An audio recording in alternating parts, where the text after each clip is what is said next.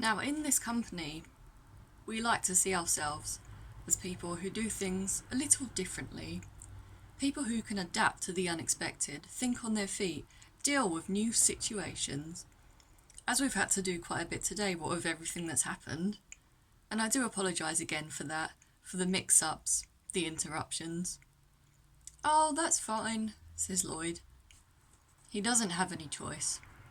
It's true that the interview has been a complete shambles, but he can't afford to vocalise his bewilderment at how badly things have been run. This is the horrible position that it puts you into, job seeking. Somewhere between a polite visitor, an appreciative tourist, and a supplicant. Even when you see incompetence all around you, even when it's almost embarrassingly clear that you would add value to the setup, because almost anyone would, because quite honestly, a badger in a suit would, you still have to feign admiration and respect.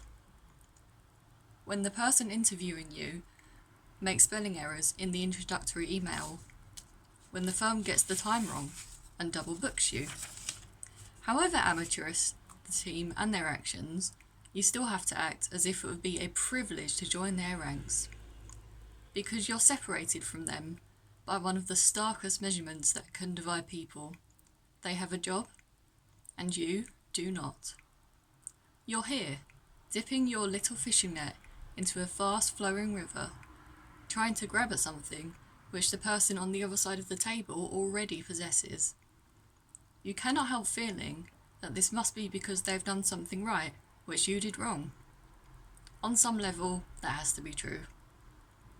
So Lloyd has to be polite about the frankly atrocious organisation of this day so far. The late start, the leak in the ceiling, which was bizarrely never acknowledged, the guy barging in to get a pizza, for God's sake. And now he's going to have to play along with whatever stupid scenario they're going to finish this ordeal with. He's heard we like to do things differently from these kinds of people before. In fact, he's struggling to think of a firm that doesn't believe in doing things differently. It's one of the few things all businesses have in common. "So, with that in mind," says the interviewer, "a tall guy, handsome, good teeth. He's younger than Lloyd himself, which always stings. Makes it feel like they're not just ahead of you in the race of life, but have actually lapped you. The counsellor he saw last year was on about not seeing everything like that, like a race. Getting out of that mental pattern. Rejecting the narrative. But then the 3 sessions ran out before she had told Lloyd how he was meant to do that."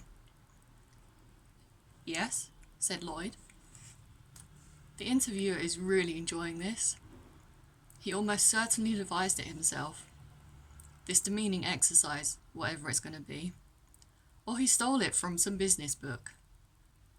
Or more likely, he read an extract from the business book on an Instagram story and stole it from that.